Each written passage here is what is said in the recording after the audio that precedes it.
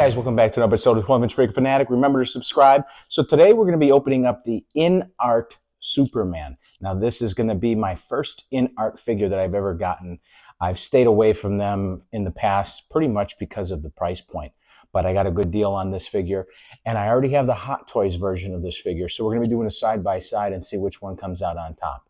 I think the quality of the head sculpt at the very least is going to be better with the INART, just by the reputation and what I've seen in photos.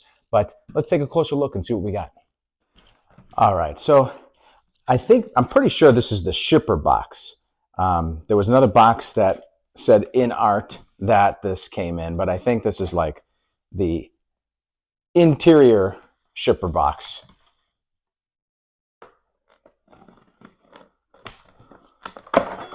Yeah, so already this is the deluxe experience because it's got 3 boxes.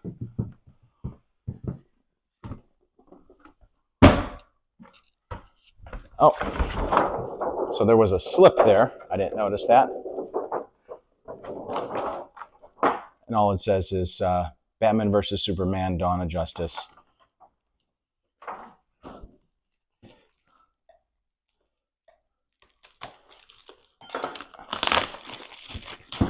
Now, I don't know which Superman you're the bigger fan of. I think Christopher Reeves did a great job, but there's also been very good talent coming through since then. Henry, I think, was awesome. So, very premium box. Not too much to the decor of it, but looks like, does this come off? No. So I figured maybe this was a backdrop, but it is just a part of the box. Has the logo in there and the little pattern of his suit. Operation guide. Oh my goodness. Holy cow. This is deluxe. All right, so we've got a card here. And this says release date 9/25/2023 at 8 p.m. Okay, I don't know what this is. Maybe that's the series, or yeah, I don't know. And it looks like a tear-off ticket type situation. Can't read that too well. Nice little envelope. Looks like the kind that you would see at the Academy Awards.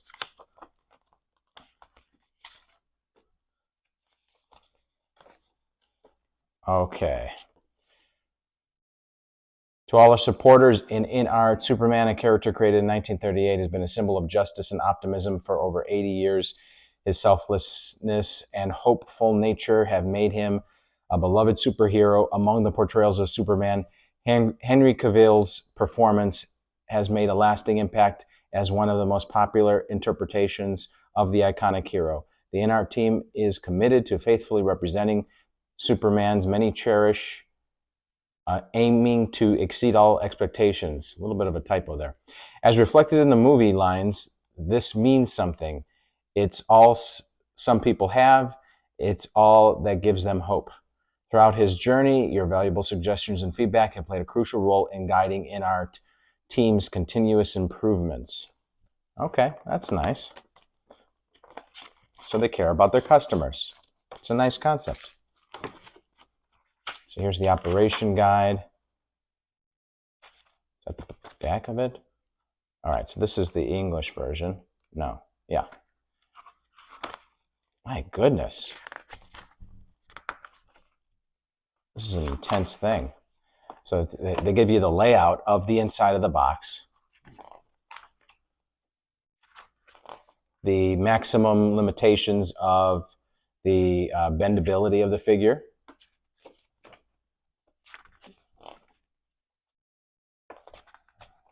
Some of the options.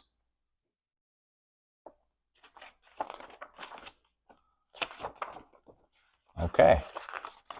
Warranty. After sales card. That's pretty much it. Oh boy. Here we go.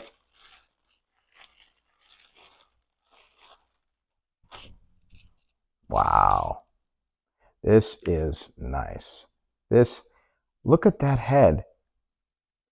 I mean, it doesn't get any better than this. It really doesn't. Just priceless. Nothing wrong with it at all. Slight imperfections in the skin. It's perfect. Perfect in every way. Wow. If anything, maybe, here, let me zoom in a little bit. You see somewhat of a line from the mold of the head sculpt that goes around the head. That's about it. The rest is just outstanding. I mean, look at the eyes even. A little bit of a 5 o'clock shadow under the nose. Fantastic. All right, as for the rest of the figure, so you got, this is all material, and one thing I liked about looking at the photos of this figure is the musculature of it. It pops. It's got the sheen to it underneath. It's like the real Superman costume, because he was wearing sort of a semi-translucent blue suit, and under that was a silver bodysuit, and that's what made the muscles pop like they did.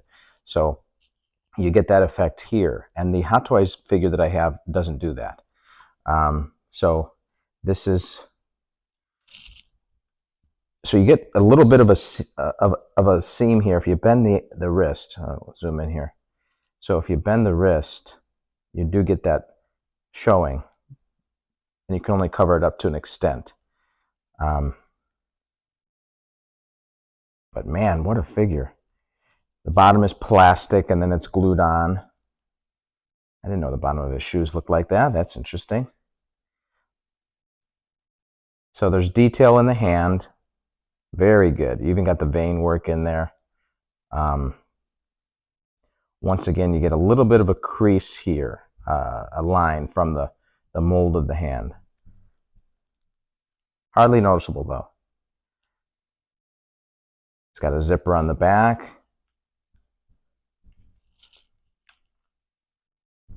Remove that here. There we go. So the shape of the figure is also one thing that I liked. The Hot Toys version, the thighs always seemed too thick to me. And I know his thighs were a little thick in the film, but I thought too much so on the figure. The cape has a nice premium feel to it. It's a heavy material, but sort of it moves very gracefully, like you would expect the full size to do. So it doesn't have a stiffness to it that you might see in other figures. But very premium experience here. Maybe a little bit too recessed on this area here. They didn't use a seamless body underneath, so you get that sort of impression by looking at this right here. Yeah, but very nice. They even got the little detailing in the suit, and everything moves around. So it's like the real deal. It's a full costume that moves around. You'll see in the Hot Toys version that it doesn't do that. Good rotation in the head. The neck, however, is solid. It's not sort of a seamless rubber, so you don't get a lot of movement in this region, just the head sculpt itself. Let's see what else we got here. All right, so we got the staff. I forget, does this glow in the film? The kryptonite that Batman made? If so, they could have put an LED in there. But it's made out of plastic. Could it have been metal? Sure, but it looks nice enough. Good detailing throughout. Several hand options. We got an additional head sculpt. Angry face. And it looks like, oh, you can move around the eyes, it looks like. Yep. Oh, got to be careful to keep those straight. So that's interesting. Yeah, you can move around the eyes. I like that. It's a good feature. But it doesn't glow. So I'd have to take points off for that. It's a shame. Let's see. Maybe there's some LED feature underneath. Nope. So they could have put an LED system in here, and then still have the eyes movable, but make this mechanism inside clear plastic so that the LED would shine through the entire arrangement. That's too bad. But once again, beautiful texturing. The paint job is priceless. The hair looks good. All right, what else do we have here? Looks like some photos. Polaroids.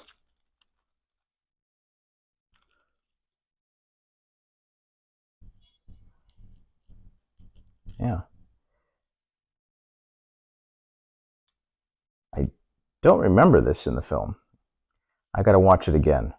I only saw it once. But I think it's interesting that they did the front and the back. They didn't have to do the back, but it looks real nice. It's got a gloss to it.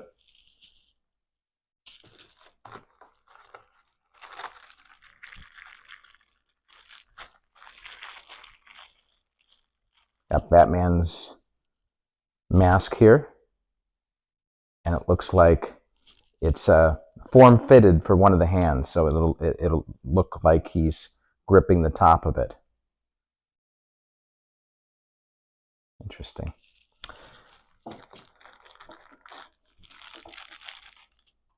Got a full piece of kryptonite.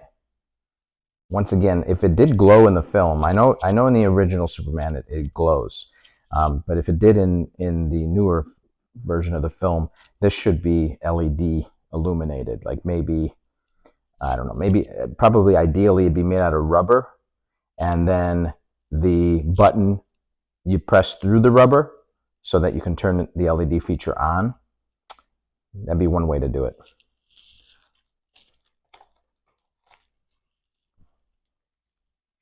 Looks like maybe a grenade. I think I remember this being a grenade. Yeah.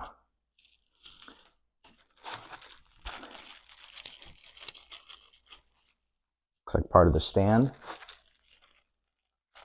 An additional cape.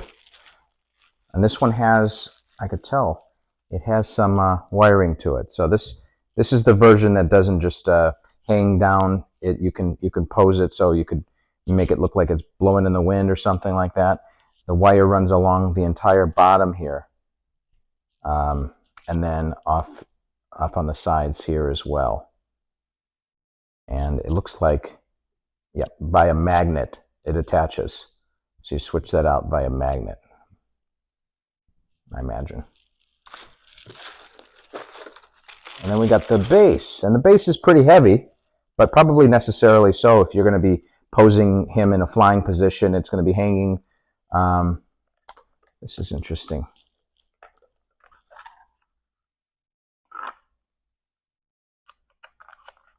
I wonder what that's for. I'll have to read the instructions. Huh, that's interesting. Oh, this comes off. So you can put the base on here, right? Or you can have him just standing on it. That's nice. So I'll probably have him in a flying position. So I'll have this in here like this. There we go. And nice logo here on the front. It doesn't say the name of the film, but that's okay. And then you got they even did the detailing of the wire coming out of the cement. Good texturing on that as well. Yeah, very nice. All right. So I'm going to read the instructions and get back to you on this because I'm curious what that is. And then we'll take a final look at the figure and a side-by-side with a Hot Toys version.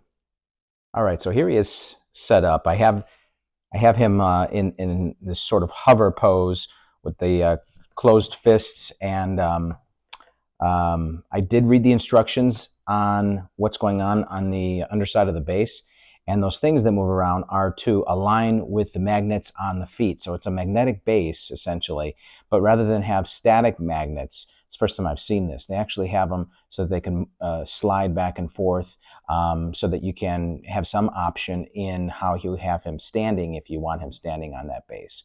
The fact that you don't need to have a clamp stand behind him if you want him standing is, I think, revolutionary. All the figures should do that and have magnets underneath so that you can have the figure standing without a clamp behind it. One limitation of this figure that I found out in posing it is this is the maximum dexterity to the ankle. This is as far down as the foot goes, which may not seem that big of a deal, but if you have them in a flying pose or in a hover pose, you want these feet to go down a little bit further than they do currently. So that's one limitation of that figure. Other than that, I mean, gorgeous figure. Now here it is next to the Hot Toys version. Now this figure is based on the first film, as it says in the nameplate there. This is the first film that Henry played the role in. So the muscles didn't pop as much as they did after that in subsequent films. So that's one limitation of this suit. But the detailing on that as well is very good as far as Hot Toys is concerned.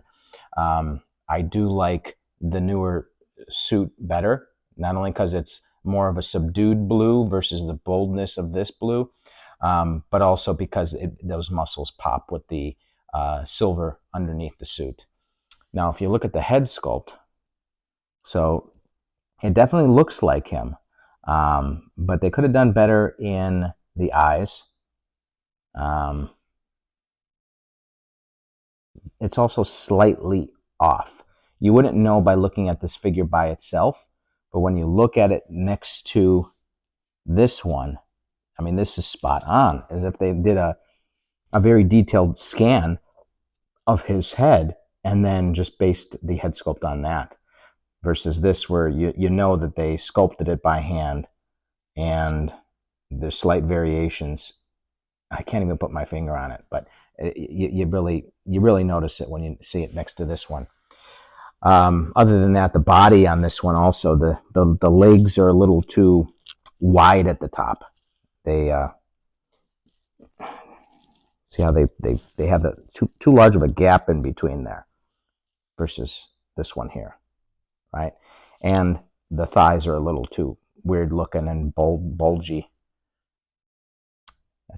So this one's going to be going on eBay for sure, and this is going to be the new one on my shelf.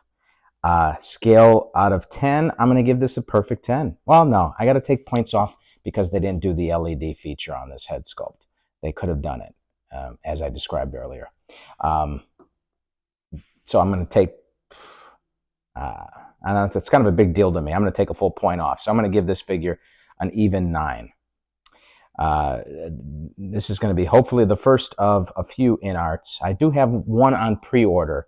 I think it's a Harry Potter figure, maybe? I don't know. I have too many pre-orders pending right now. Keep track. But thanks for tuning in, guys, and I will see you in the next video.